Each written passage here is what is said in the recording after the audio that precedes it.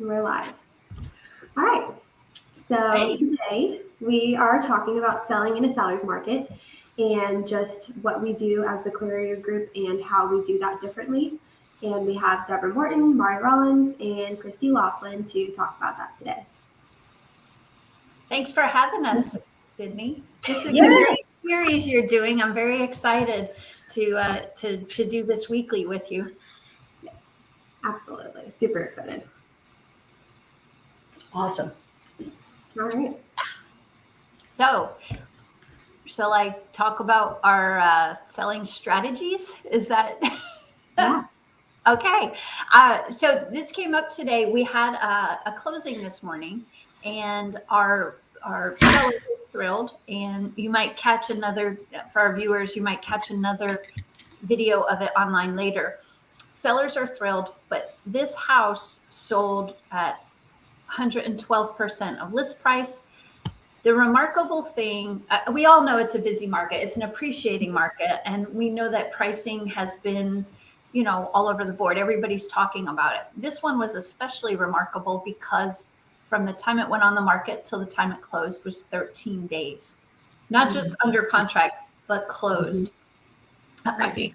Which was very suitable. That might scare somebody who wants to sell and they're like, oh, I don't want to move that fast. But what we're talking about today is why it's important to have professional expertise on your side when you choose to sell your home. One of the questions we're getting right now that Christy just had is, why do I need an agent to sell my home? I could sell to one of the iBuyers or sell it by myself. So that's really what we want to talk about today is how is it different? Right. So we're definitely seeing, depending on the price point is where we're really seeing those iBuyers kind of just infiltrate the market at just a record pace. And it's crazy to think that in this market that we still have so many sellers questioning whether or not they can get top dollar for their home. And I think not just that, but like how hard is it? Like Christy's client. Yeah. What were they talking about, Christy? I'm loop in here. Yeah. So their main three concerns were, I don't want to have showings for weeks on end because they have a family. They don't want to be put out of their home. Understandable. What was their next? They also want to close quickly. Some people do, some people don't. It just depends on what your needs are. And they want to get the most out of their home, of course. And, a lot of times what we see with those iBuyers is they come in and buy the homes that need some work. Well, if your home doesn't need some work, you might not necessarily need to go the iBuyer route. Your home can sell perfectly fine on this market. Even if your home does need work. Yeah, it is true if your home needs work. But Mari, you did some interesting research this week where in our area, and I'm going to say not just Cobb County, but Cobb, Paulding, let's say from Marietta to Dallas, Ackworth, Kennesaw. The only homes that are available on the market at $350,000 or less were iBuyers. iBuyers. It's and crazy. they're in terrible condition. They and the thing is about this is that when you're looking at these homes, any one of them could have sold on the open market for the same price because what the iBuyer offered that seller is less than what it's on the market at. So it's those buyers or those sellers take that into consideration that the reason that they're offering you this is because they know they can get more for your home.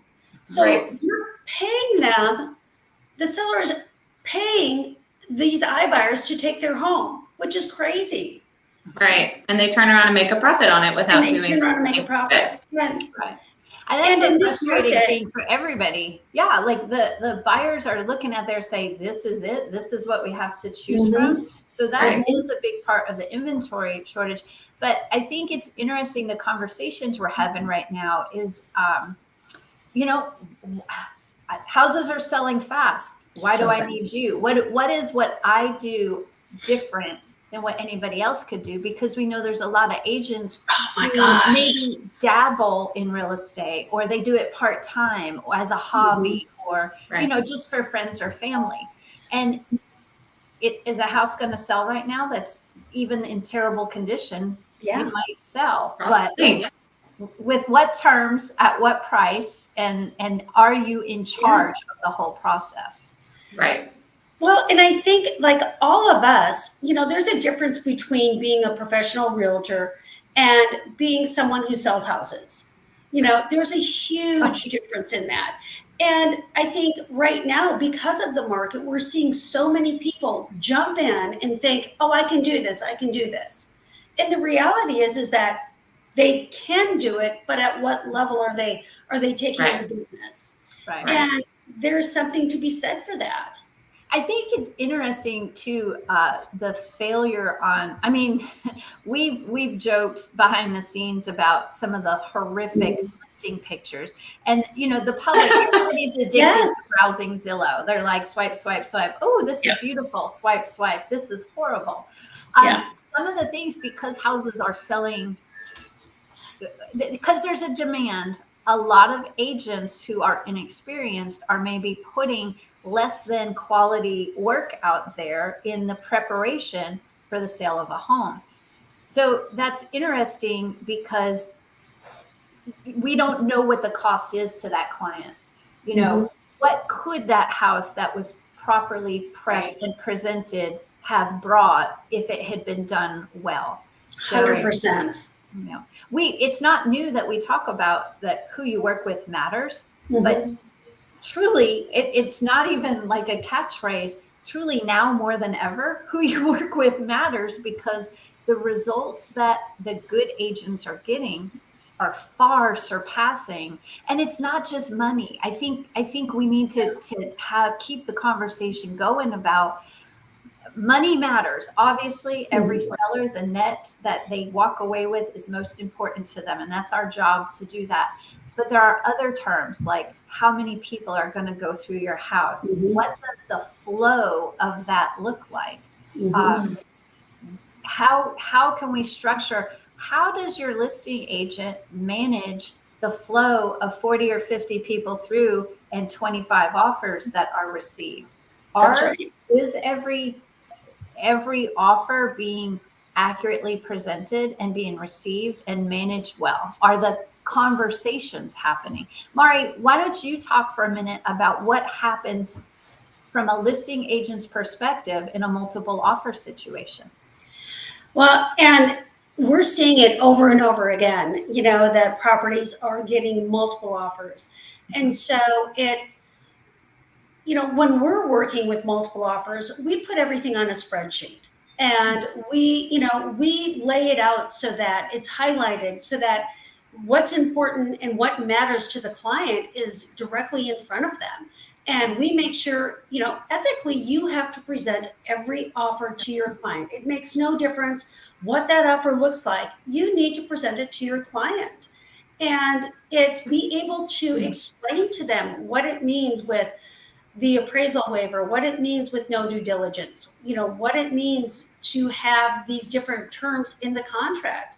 As an agent, we have to be well versed and know exactly what it is that we're presenting in order to represent our seller to the highest degree. So it's so important to be able to manage them as they come in and take that flow, have that deadline set, and be able to present it to our sellers. I think the shared document has been a huge hit with our clients. Being able to share online a spreadsheet where they can watch real time as the offers come in, and how we separate them, and that way we can explain line item by line item what each of these things means to them, because not every seller is just wants the most money and out as fast as possible. There's extending. Every house is different. Every neighborhood is different. Every seller is different, and every buyer is different. It's our job as agents to control the flow of the process to make sure that our client gets exactly what they need. Closing date, terms, appraisal, inspection, all of those things that come into play. Plus, if there are, I have found, like the one we're talking about this morning, there were multiple offers that were very, very similar in the details. So what do I do differently is I'm actually having conversations with each of the buyer's agents who presented these offers. One of our team's biggest beefs right now with when they're helping their buyers is they can't reach a listing agent. Oh. If you can't have a conversation with a listing agent, how are you supposed to pull this together for everybody? Yeah. Right. As a listing agent, we are actually talking to the buyers who have agents who have presented offers so that we can narrow down and find out truly the heart of the matter. What's going to work best for our seller? Yeah. That's really, because if we have, 12 offers and 3 of them are all very similar, there's going to be something that separates one of the 3 that makes it more appealing than the others. And that's our job to do that. And I think in the market we're in, that might be getting lost. Oh, I agree with you 100%. It's, it's listening to your clients. Communication is so important through this process. And if you're not able to communicate with your client and truly understand what their needs and wants are, then you're missing out. You're missing a very, very important aspect of things. And in this market, every seller has something that they want that may be different from somebody else. Like some don't want to sell to an investor because this has been their home for years and they want a family to move in and enjoy it. And so it's being able to, get through those processes and, give the best offer. Well, and as we've learned as listing agents, those investor offers, which are very similar to an iBuyer offer, what will happen is, for those who don't know, the offers come in and from an investment group, and it looks on the surface like a great offer. Ooh, it's cash. We can close when you want. But what happens is through the inspection period, that what seemingly was a great offer, they're going to come back and either terminate completely or come back and say, oh, you know what, we're going to change our offer price, or we want you to reduce to a certain amount. And at that point, you are off the market. Yeah. Because you accepted it. So that's your listing agent's job, to sort through all those details. So, Mari, one of the other questions I'm getting, or one of the other conversations I'm having with sellers right now is, I don't need to do anything. I don't want to paint. I don't want to, I don't even want to mow the grass. No. And so, it's we all take pride, or I would think that, we take pride in where we live, and it's not about, having your house pristine. It's not about having it, everything perfect, but just like with anything else, you want to put your best foot forward, and I liken it to a car. You're going to sell a car and not wash it? exactly. Like, are you really going to get the most you can for it if it's covered with mud? And so cleaning is, the number one bang for your buck is always cleaning. Clean. That is always number one. So, Christy, you've been taking some buyers out, looking where, like, there's very few houses in the price points that match their budget. So, what is their reaction when they walk into a house that hasn't been properly set up to sell? Right. Well, the first thing they notice is everything wrong with it, because it highlights it. If it's messy, or if it is even vacant and just hasn't been well taken care of, that's the first thing they notice. And it's an immediate turnoff. They don't want that house anymore, as opposed to going in one that is well taken care of, that is staged correctly, that has been updated, or just even painted freshly. They notice all the good features, and it's a turn on, and they see all the good things about the house, and it sticks out in their mind. When you've seen 50 homes, those are the ones that stick out, are the ones that are staged well, or just upgraded or taken care of. What is their reaction to when it's time to write an offer with a home like that versus, well, there's nothing else available, so I guess I'll take it? I'll settle. Well, Exactly. We actually, so with a buyer that I just got under contract, we had this situation. We saw an iBuyer owned home, and it needed a little bit of work, but it wasn't so bad, and it was vacant. And they felt like that was the only thing they were going to find. So we did submit an offer on it. However, we still went out the next day and found a home that was loved and well taken care of at the same price point and much better. And so we withdrew that offer and put it in on the one that was taken care of and that they could see themselves living in. And they didn't have to do a lot And of they work. fought harder for it too, didn't they? They fought tooth and nail for it, and we got it too. So, and I'll credit that too.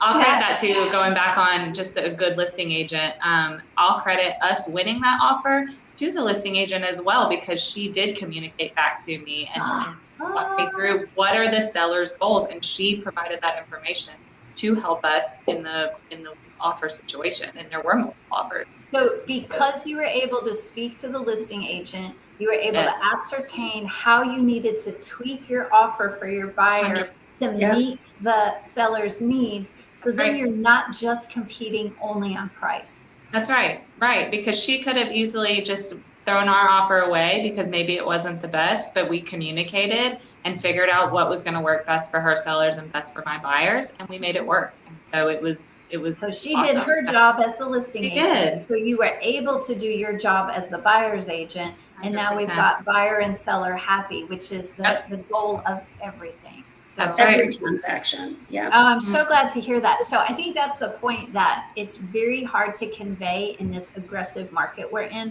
that somebody who's interested in selling their home, that what they do to prepare in advance, to do an excellent marketing strategy and plan, prepare well with staging and professional photography and videography marketing, how we control the flow of visitors to the home, whether it's private showings or open houses, and how we manage the multiple offer situation, the influx of questions, conversations, offers that are received, and how do we distribute that information back to the agents and the seller. That's the process. That the market's different now. It is. We used to have to operate the way we are It is. now, but it's more important than ever now. So that's Well, and I think one thing also for those sellers that, may benefit from doing a little bit of work, working with the right company that has the vendors that can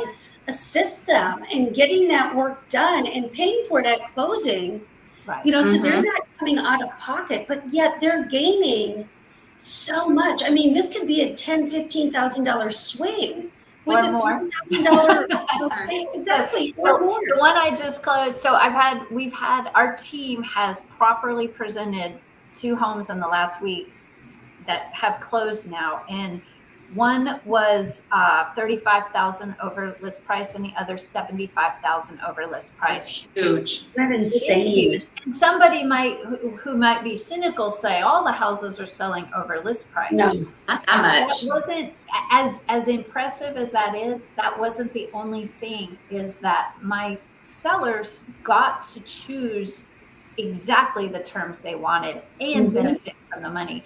And the money that we had them put into the home, that we paid for at closing, no upfront cost to them. Yep. They more than doubled their return. And it's fun for us as a listing agent. It's because who wants to pay a realtor? No one. Ever. Of course not. We are able, by using a proven system, we're able to have our fees completely covered by the results we're producing. And that is something I'm super proud of for our whole team right now.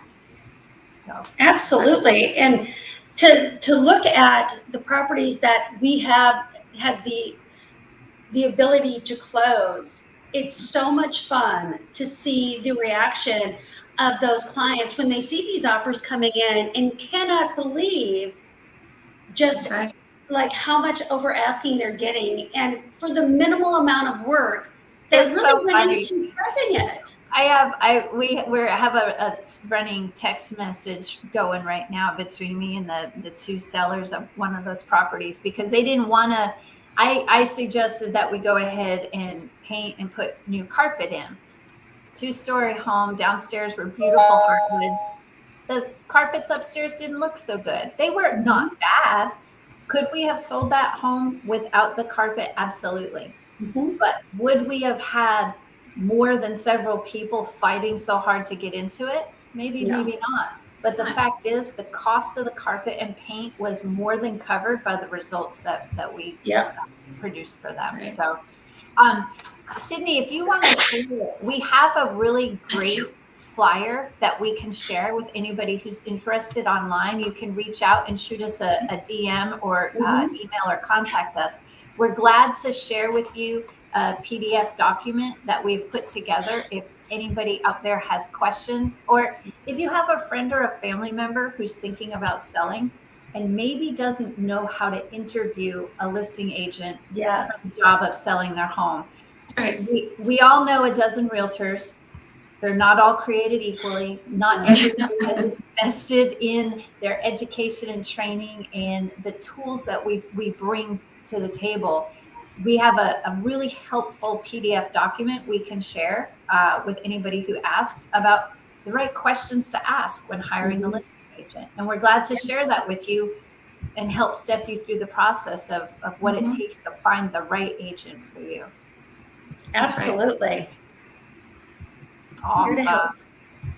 Sydney, I think we covered it all. Yes. What do you think? Definitely. I will share in the comments the sheet that Deborah is talking about so anyone can see it. And we can also share the full PDF as well. Awesome. Awesome. And I think we'll be back next week at the same time. Yes. Right. Next What are we week. talking about next week, Sydney?